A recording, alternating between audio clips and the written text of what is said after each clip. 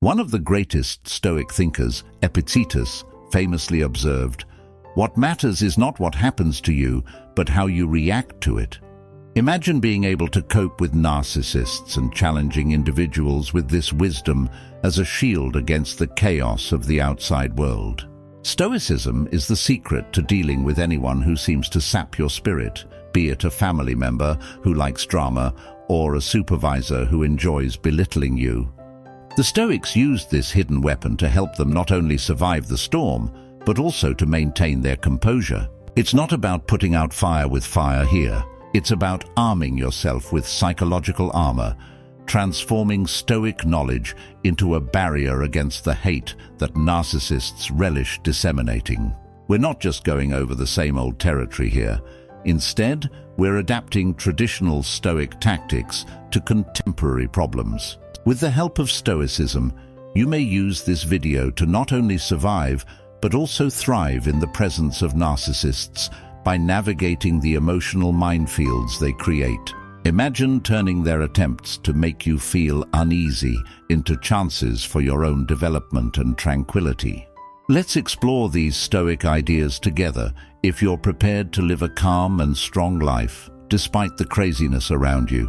You may create a resilience that no narcissist can break through by comprehending and putting these 4 essential methods into practice. I only ask that you refrain from in any way skipping this video.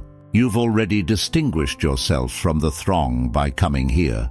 You are here to effect change. This is not a coincidence. Let's get it done now. 1. Reduce the influence of the narcissist in your life. It's not enough to ignore narcissists in the hopes that they would go away if you want to reduce their influence in your life. It's about taking back your energy and putting it toward the things that genuinely make you happier. Think of your thoughts as a garden. Which would you like to water, the flowers or the weeds? You lose out on fostering your passions, aspirations, and delight for every time you spend dwelling on their deeds or words. Choose to miss the flowers. Although it takes time for this change to occur, every deliberate decision you make to put your attention on your development rather than their drama is paving the way for a happier, more energetic version of yourself. Setting limits is a meaningful act of self-respect as much as a defensive one. Consider it as establishing the guidelines for a game in which you are the player and the official. You decide what is and isn't permitted in your area. Remind the narcissist of your boundaries in a cool, collected manner if they attempt to step over them. This is about recognizing your well-being, not about provoking conflict. Saying no more frequently or removing yourself from draining situations may be necessary in some instances. It's necessary, not selfish. You and those around you will learn from this process that maintaining your tranquility is not negotiable. Think about this. Every cruel comment and every deceptive move from a narcissist feels like a stone in your shoe. Infuriating. Indeed. However, you can choose to stop and walk through the discomfort instead of walking through it. You're not ignoring the issue when you deliberately decide to lessen its influence. Rather, you're handling it strategically. The famous words of Seneca are, "We suffer more often in our imaginations than in reality." This serves as a reminder that our expectations and anxieties might exacerbate the discomfort we experience when interacting with a narcissist. Knowing this, we have the option to concentrate on the things we can manage, including our responses and mental health. As you go through this, keep in mind that your stability of resolve, not the volume of your deeds, is what gives you power. It makes so much more room in your life for the things that really matter when you let go of the impulse to modify or control the narcissist. Investing in relationships that bring you joy, pursuits that make you feel fulfilled, and self-improvement that gives you confidence are all important. This has more to do with realizing your own potential than it does with reducing the impact of an outside force. Your priorities should be your progress, contentment, and serenity, because only you can properly protect them. Take bold and deliberate steps forward on this path, understanding that each one will lead to a stronger, more contented version of yourself. 2. Put their idealized self to the test. It takes tact to cut through the layers of someone's inflated self-image. narcissists in particular. Really, it's a subtle kind of art. In a world where questions are your most potent tool as a detective, picture yourself. You are there to find the truth, not to level accusations. You're doing more than just looking for answers when you ask simple questions like, how did you arrive at that conclusion? You're inviting them to a point where the spotlight abruptly shifts to an introspective one. Instead of casting doubt on their abilities or accomplishments, this is meant to foster an authentic moment of introspection. Engaging in this exercise with an open mind and no bias can result in significant realizations for both you and them. Digging further, keep in mind the Stoic principle of attention to what we can control. Although you cannot alter another person, you may alter the way you communicate with them. Rather than rolling your eyes or becoming angry when the narcissist begins their normal tirade of self-praise, take this as an opportunity to learn tolerance and empathy. This strategy just indicates that you're picking your battles carefully, not that you're giving in. You don't have to play the game on their terms when you engage with their story by asking meaningful questions. It's about preserving your calm, your inner stronghold against their ego's invasion. Taking up an attitude of indifferent curiosity is your defense. It's important to avoid becoming blinded by their brilliance rather than to lessen it. You're not just exposing the flaws in their exaggerated self-image by gently challenging their tales, you're also strengthening your own fortitude. This approach helps them gracefully move through their delusions rather than directly challenging their ego. And you discover a way to peace in this delicate dance of understanding and diplomacy. By turning the contact into a chance for growth for both of you, you're not simply getting through it, you're thriving.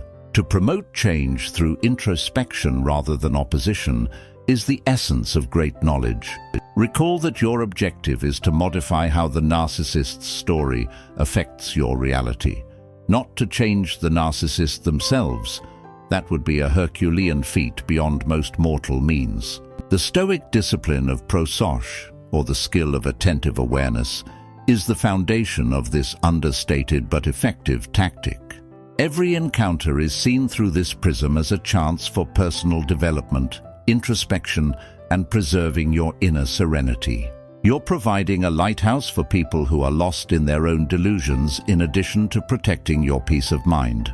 This method not only makes them less able to control your feelings, but it also shows them the way to mutual understanding and perhaps even self-discovery. 3. Use treatment to further your own development. Dealing with a narcissist can be like being caught in a never-ending emotional maelstrom. However, the ultimate game changer is not conflict, but rather focusing inward, where your real strength is found. Attend treatment. This is a subtle but incredibly revolutionary step. It's about finding the guts to delve deep and illuminate the shadowy sides of yourself that you've avoided. Your therapy is your battlefield, where you defend your inner peace rather than engage in combat with another person. It's there you discover that seeking approval from others is an illusion in the middle of self-doubt. Finding the bravery to start therapy is like opening a secret door to self-improvement.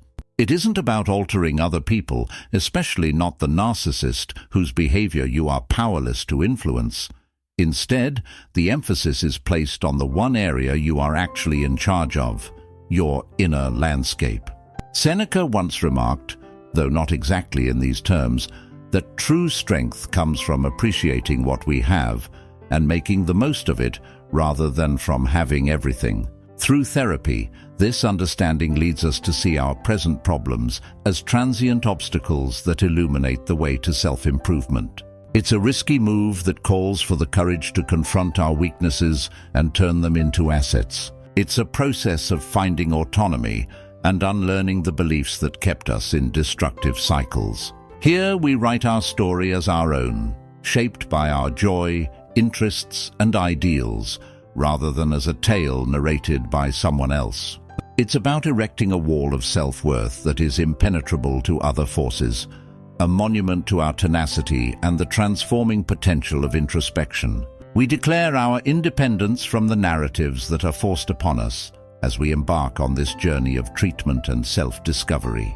We take control of our destiny, and create a life that is consistent with our innermost beliefs. Hope abounds on this path, serving as a beacon to reunite us with our true selves, vibrant and unfazed by the difficulties we have encountered.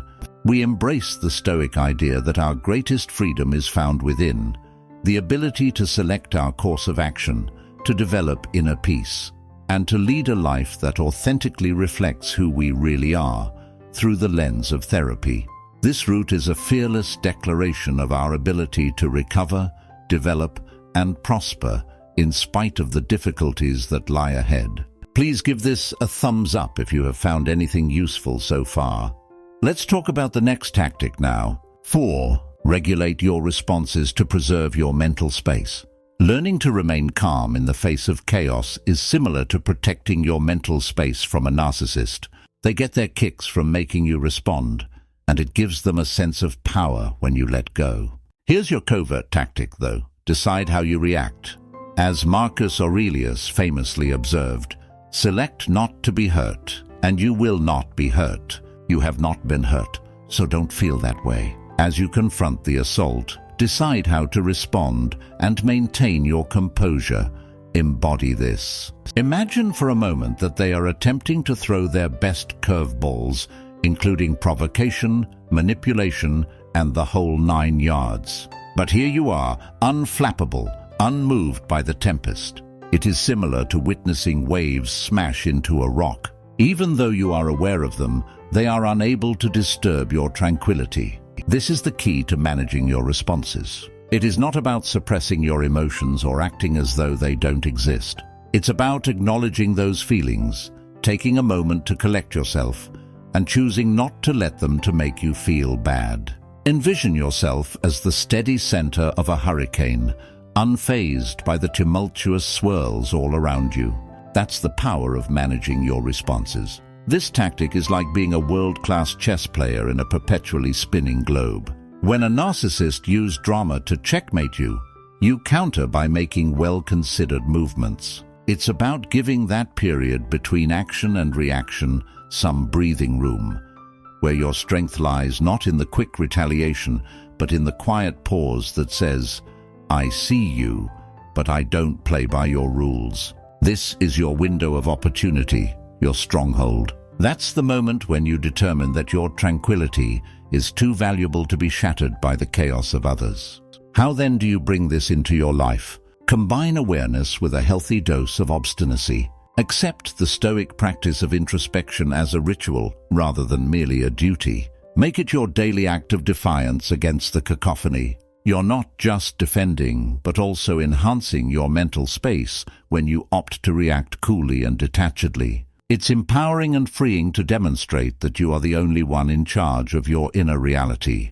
By acknowledging that the serenity within cannot be disturbed by the commotion outside, we can step into our power. We've gone over strategies today that will not only provide you insight into the narcissist's mentality, but will also give you the fortitude to thwart their attempts to disturb your tranquility. Your roots are firmly rooted in strength and self-awareness, making you impervious to the winds of manipulation, much like a tree standing solid in a storm. Your quest to keep your peace in the face of chaos is about more than just getting by. It's about living. By putting these ideas into practice, you're laying the groundwork for a life in which your inner serenity is a given, a sign of your development and knowledge.